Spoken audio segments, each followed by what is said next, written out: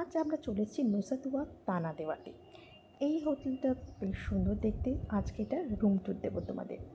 এটা দোতলা swimming pool villa ছিল, যার নিচে ছিল সুইমিং পুলটা, আর সেটা দেখার জন্য তাড়াতাড়ি নেমে পড়লাম যে কী আছে একটু দেখে নিই। তো আমার ছেলে তো আগেই নেমে গেছে আর দেখে খুব এক্সাইটেডও ছিল।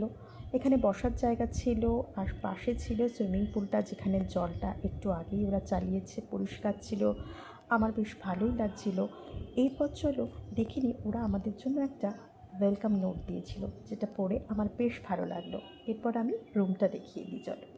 রুমটা বেশ সুন্দর ছিল, পরিষ্কার পরিচ্ছন্ন, একদম টিপটপ ছিল।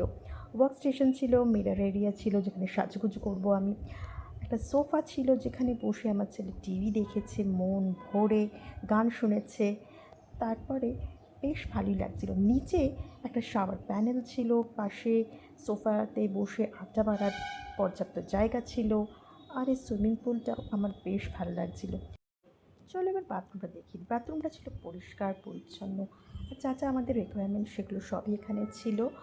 তার সাথে ছিল এই বাথটবটা, যেটা খুব একটা ব্যবহার আমরা করতে পারিনি। সাইড সিনে সকাল সকাল বেরিয়ে যেতে হতো, তাই আর হতো না। চলো, ওদের এই আরেকটা নোট ছিল এই টিভির মধ্যে। পরের হোটেলের রুম টুরটাও তোমাদের দেখাবো। ততক্ষণের জন্য বাই।